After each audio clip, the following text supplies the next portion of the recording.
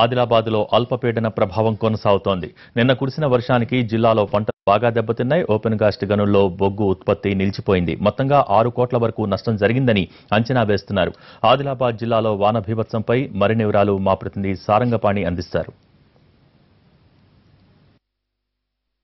ఆదిలాబాద్ జిల్లాలో అల్పపీడన ప్రభావం కొనసాగుతుంది. జిల్లాలో ఎన్నడూ లేని విధంగా శీతల గాలులు వీస్తుండడంతో ఒకవైపు భారీ వర్షం, మరోవైపు శీతల గాలులతో చలి తీవ్రత పెరిగిపోయింది. అయితే 2 రోజులుగా కురుస్తున్న వర్షాల కారణంగా పలు ఏరియాల్లోని రబీ పంటలపైన తీవ్ర ప్రభావం చూపిందని చెప్పొచ్చు. ఎందుకంటే ఈ టైంలో ఉండే జొన్న తర్వాత వరి నాట్లు వేసిన వాటిపైన కొంత ప్రభావం చూపిందని అధికారులు చెప్తున్నారు. దీనికి సంబంధించి ఇప్పటికీ శనగ పంటల పైన కూడా కొంత ప్రభావం ఉన్నట్లుగా వ్యవసాయ శాస్త్రవేత్తలు చెప్తున్నారు. అయితే దీనికి సంబంధించి ముఖ్యంగా చూసుకుంటే ఇటు ఆదిలాబాద్తో పాటు ఆదిలాబాద్ ఉమ్మడి జిల్లా వ్యాప్తంగా అంటే మంచిర్యాల తర్వాత ఇటు నిర్మల్ అటు ఆసిఫాబాద్ జిల్లాలకు సంబంధించిన కొన్ని ప్రాంతాల్లో భారీ వర్షాలు కురవడం జరిగింది. ఈ నేపథ్యంలో వ్యవసాయం పైన కొంతవరకు ప్రభావం పడినట్లుగా అధికారులు చెప్తున్నారు. అయితే ముఖ్యంగా పంటలపైన ఏ విధమైన ప్రభావం పడుతుందనేది వ్యవసాయ శాస్త్రవేత్తలు దాన్ని అంచనా వేస్తున్న పరిస్థితి అయితే కనిపిస్తుంది. ముఖ్యంగా ఉత్తరాది నుంచి వీస్తున్న శీతల గాలుల కారణంగా ఏ తుఫాన్ వచ్చినా లేకపోతే ఋతుపవనాలు తర్వాత అల్పపీడన ద్రోణి ఎప్పుడు ఏర్పడినా సైతం ఆదిలాబాద్ జిల్లా పైన ప్రభావం పడుతుంది. అయితే దీనికి సంబంధించి ప్రభావం పడడానికి కారణం ఏంటి, చలి తీవ్రత పెరిగితే పంటలపైన ఎలాంటి ప్రభావం ఉంటుందనేది వ్యవసాయ శాస్త్రవేత్త ఆదిలాబాద్ పరిశోధన స్థానానికి సంబంధించిన శాస్త్రవేత్త రాజశేఖర్ మనకు అందుబాటులో ఉన్నారు. సార్ని అడిగి మరిన్ని వివరాలు తెలుసుకుందాం. సార్ చెప్పండి, ఈ గాలుల కారణంగా ఈ వర్షం కారణంగా ఎలాంటి పంటలపైన ప్రభావం పడే అవకాశం ఉంటుంది? ఓకే, సో ముఖ్యంగా అంటే ఈ అల్పపీడన ద్రోణి కానీ లేదా ఋతుపవనాలు మరి ఇటువైపు మళ్ళినప్పుడు కానీ ఆదిలాబాద్ జిల్లాలోనే అంటే మనం చూసినట్లయితే గత కొన్ని సంవత్సరాలుగా వర్షాలు అధికంగా ఉంటాయి, తర్వాత ఉష్ణోగ్రతలు ఎక్కువగా ఉంటాయి, ఎండలు ఎక్కువగా ఉంటాయి, చలి ప్రాంతం కూడా ఎక్కువగా ఉంటుంది. సో దీనికి ప్రధాన కారణం చూసినట్లయితే ఆదిలాబాద్ జిల్లా కంబైన్డ్ ఆదిలాబాద్ జిల్లా అనేది కొండ ప్రాంతంగా ఉండడం, ఎత్తైన కొండలు ఉండడం, హై ఎలివేషన్లో ఉండడం అదొక కారణం. అయితే ఇంకొక కారణం ఏంటంటే ఈ ప్రాంతం అనేది మరి చూసినట్లయితే భూమధ్య రేఖకు దగ్గరగా ఉండడం వల్ల ఈ 3 రకాల అంటే చలి తర్వాత ఎండ తర్వాత వర్షాలు ఎక్కువగా కనబడతాయి. అయితే ప్రస్తుతం గత 2-3 రోజుల నుంచి చూసినట్లయితే ఈ అల్పపీడన ప్రభావం వల్ల ఆదిలాబాద్లోనే మరి ఎక్కువగా మిగతా ప్రాంతాలతో పోలిస్తే ఈ వర్షం అనేది కానీ చలి కానీ ఎక్కువగా ఉంది.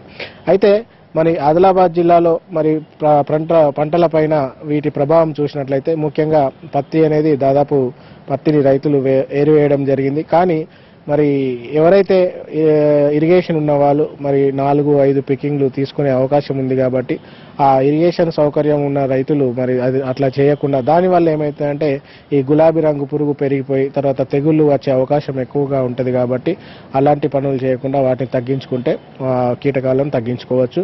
ఇకపోతే రెండవ పంట మరి ప్రస్తుతము రబీలో శనగ ఉంది కాబట్టి శనగ కూడా కాయ దశలో ఉంది. మరి ఈ దశలో ఈ చలి వల్ల ఈ వర్షం వల్ల ఈ బూజు తెగులు కానీ లేకుంటే పౌడర్ మిల్లు అనే తెగులు ఎక్కువగా వచ్చే అవకాశం ఉంటుంది. కాబట్టి మరి దీనిని కూడా రైతులు ఈ సాఫ్ అనే మందును పిచికారీ చేసినట్లయితే కొంతవరకు తగ్గించుకోవచ్చు.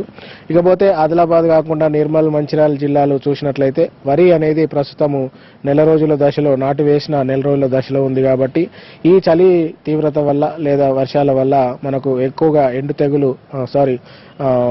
అగ్గి తెగులు వచ్చే అవకాశం ఉంటుంది. కాబట్టి దానికి కూడా ట్రైసైక్లోజోల్ అనే మందు ముందుగానే పిచికారీ చేసుకున్నట్లయితే అగ్గి తెగులను నివారించుకోవచ్చు.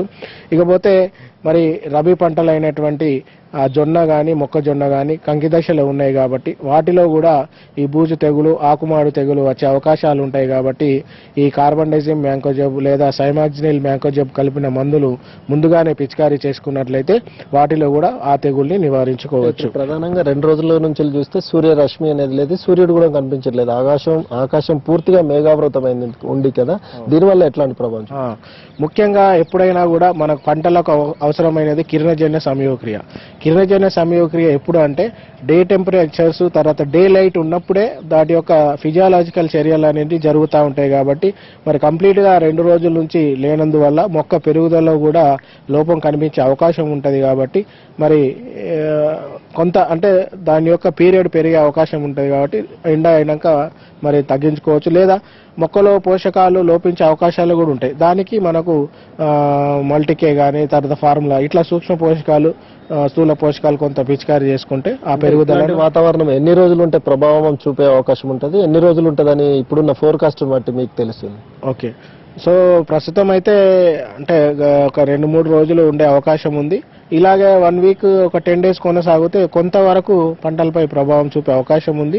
కానీ అంత మేర దిగుబడి చూపే అవకాశం లేదు. కానీ ఒక 1 or 2% దిగుబడిలో ప్రభావం ఒకవేళ లాంగ్ రన్ లో ఇట్లాంటి పరిస్థితులు ఉన్నట్లయితే మనకు దిగుబడి పైన ప్రభావం ఉండే అవకాశం ఉంటుంది. Okay sir, thank you. మొత్తానికి చూసుకున్నట్లయితే ఆదిలాబాద్ ఉమ్మడి జిల్లా వ్యాప్తంగా 2 రోజులుగా ఆకాశం పూర్తిగా మేఘావృతం కావడం, ఆ తర్వాత కొన్ని చోట్ల వర్షాలు కురుస్తున్న నేపథ్యంలో ఇటు ఓపెన్ కాస్ట్ కు సంబంధించిన బొగ్గు ఉత్పత్తి నిలిచిపోవడం జరిగింది. దాదాపు 30,000 టన్నుల బొగ్గు ఉత్పత్తి నిలిచిపోయినట్లుగా అధికారులు చెప్తున్నారు. ఇక్కడ పనులు సైతం ఏవి నడవలేని పరిస్థితిలో వాహనాలు పూర్తిగా నిలిచిపోయిన పరిస్థితి అయితే కనిపిస్తుంది. మరోవైపు చూసుకుంటే పంటలపైన కొంత ప్రభావం అయితే చూపుతుంది. అయితే ఎక్కువ మొత్తంలో మాత్రం ఎక్కువ రోజులు మాత్రం ఇదే వాతావరణ పరిస్థితులు కొనసాగితే మాత్రం దిగుబడి పైన తీవ్ర ప్రభావం చూపే అవకాశం ఉందని, అయితే